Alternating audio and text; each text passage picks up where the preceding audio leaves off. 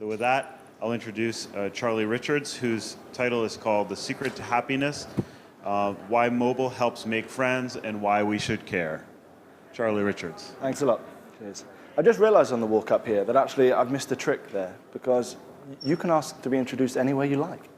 I could have lied. We could have done something noble. I could have been a triathlete or helped underprivileged children or something.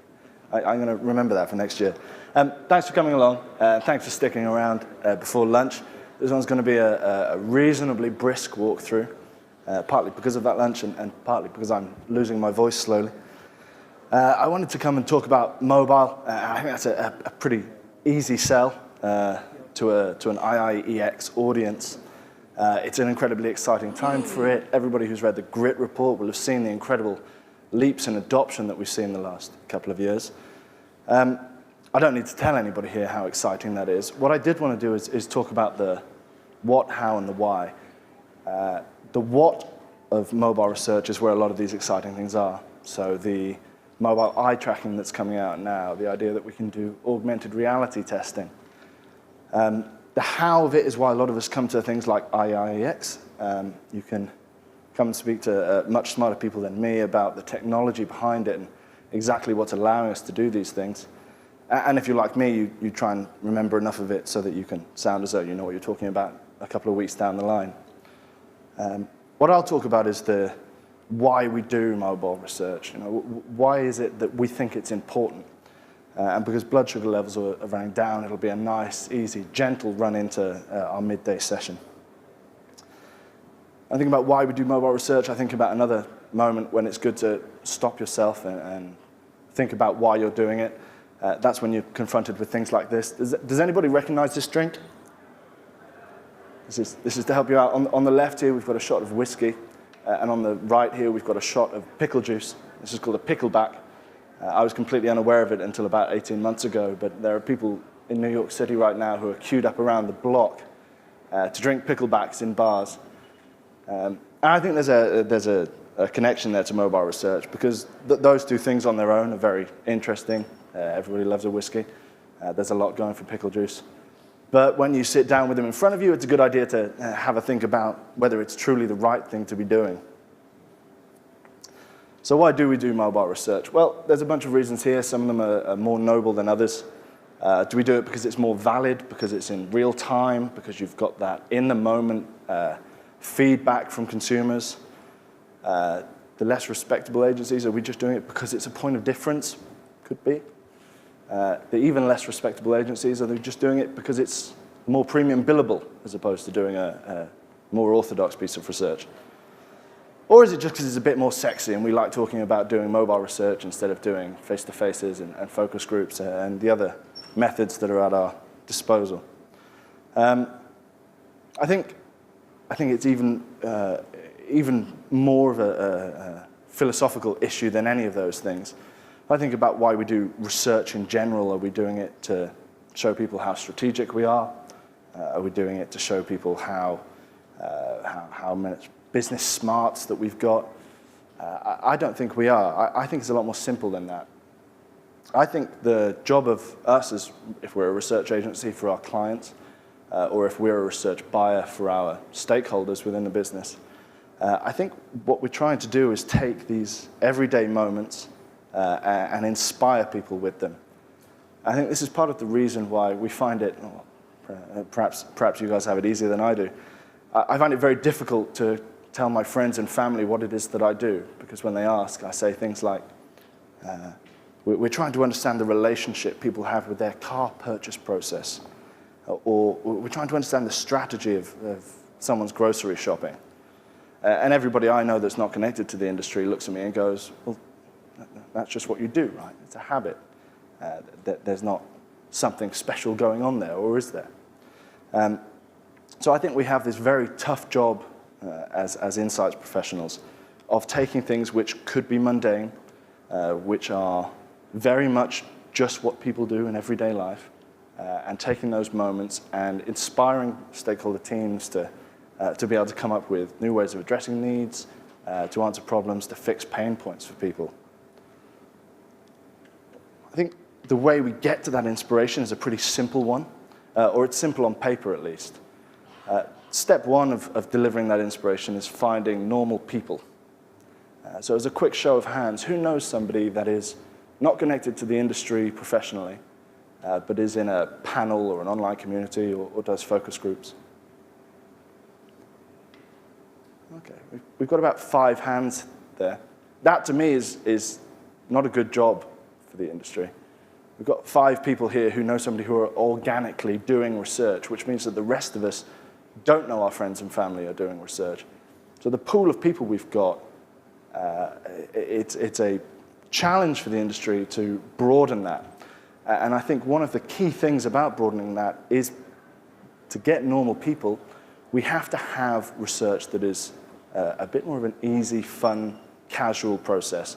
The kind of research that we can imagine our brothers and sisters and friends and parents wanting to do and not being forced into it or more likely being ignored by it.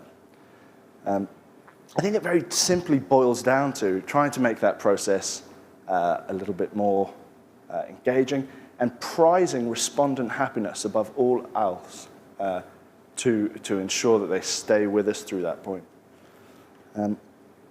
Respondent happiness, I think, if we think about it at the top of the pyramid for the industry, I think everything else that's good about research flows down from that. When I think about respondent happiness, when I think about research in general, I think about zoos, and specifically animals in zoos. Bear with me on this one. So people go to zoos and they pay money because they want to see different animals that they've heard about in an environment and see what they do in real life. How do they eat? How do they walk about? How do they play? Just like a research buyer will come to a research agency because they want to see a particular audience in their real life doing what they would normally do.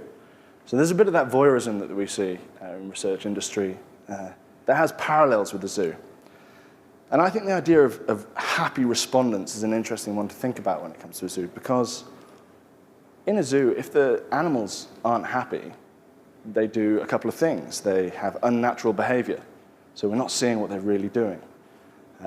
More often than not, if they're unhappy, they won't come out, so we don't see them. We don't even have that first-hand experience of finding out what people are doing or what a panda might be doing.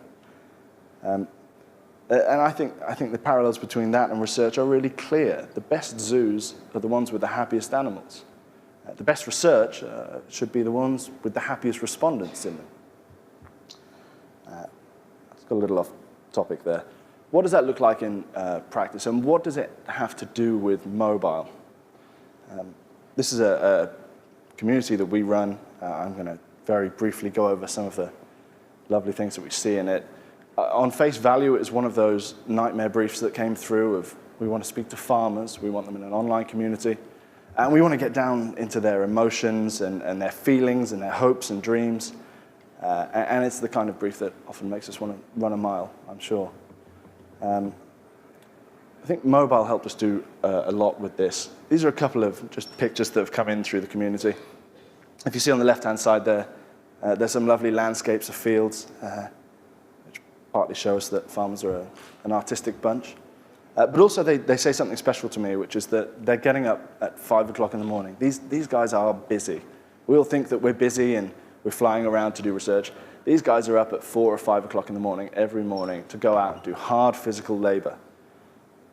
And what a happy research community has done for them is it's let research be a part of that. They don't get out there at 5 o'clock and think, oh, God, I've got to go and do a focus group on Thursday. They can just take out their phone. They can make us part of what they're doing at that time. If you look at those pictures in the middle, we've got a cute little dog there, and we've got the inside of a tractor with about 15 different screens on it. I have no idea what any of those screens do.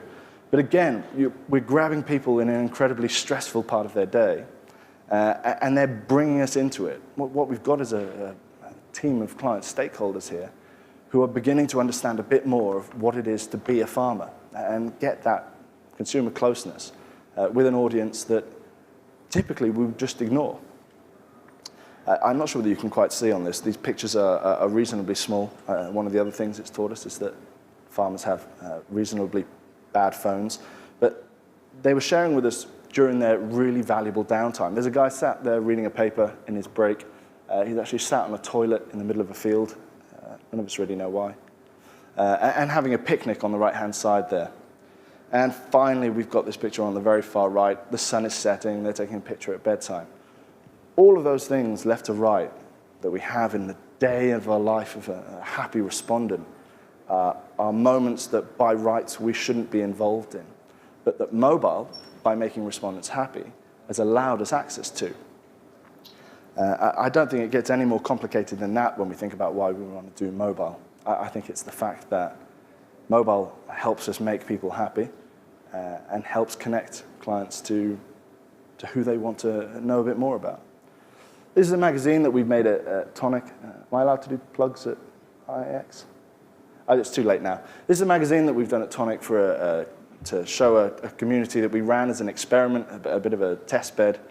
It's called Life Begins At, and we spoke to people who were 50, 60 plus, and we wanted to prove that mobile could be part of the research technique for them and show what online and mobile could do to bring these people to life.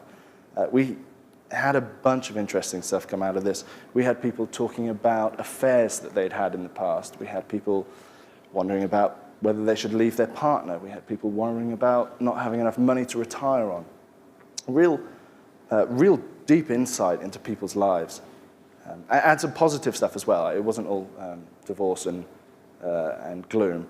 But what I think when we look at this, and if you want to have a look at this magazine, I can send this around afterwards. But what I think it really shows is a group of happy respondents who are able to be honest. And I think that's why intuitively we read what happens on this community and understand that it's real, because it feels like real life being told by real people. Were we lucky with the groups of people that we've just looked at? I guess we were. They were a good bunch. They used mobile. They sent us in pictures. They were open. They were honest. They were verbose. You know, we had a lot of material to work with there. But I don't think that always happens by chance. I think I'll probably be struck down by lightning at IIeX for saying this, but I think the analogy is a great focus group. How many times is a great focus group with great respondents who give you great material because you have a great moderator? A great moderator can take a group of people, and by putting them in a safe, happy, warm environment where they feel comfortable, it allows them to get the best out of that group. And what we get at the end of it is much more valuable insight. Why should adding mobile or adding online or adding any of the other amazing things that we see at this conference, why does that change what our priority is there? Why does it change the fact that respondents who are happy are what we should be aiming for? I don't think it does. I think we have a duty to make sure we have happy respondents, to be able to deliver the inspiring insight that I think that we all aim for. So finally coming back to this idea of why do we do mobile research? Well, we do mobile research because it is part of a toolkit which allows us to ensure that people are having a good time, that the respondents aren't a resource that we're chewing up and spitting out, but they are an ecosystem of opinions and values and real people that we should be nurturing and getting the best out of and giving the opportunity to make a real impact in clients' brands. I think that's all we need to think about when we think about what it is that we do as insights professionals.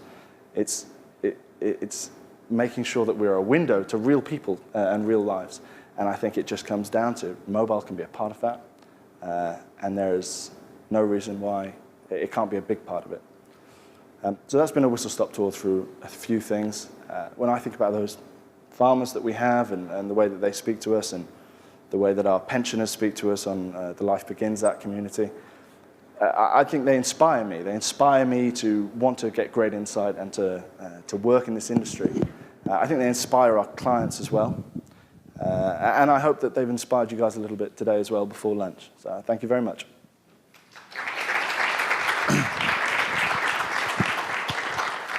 Thank you, Charlie. We have some time for questions. That's where we see how hungry everyone is. Go ahead, Charlie.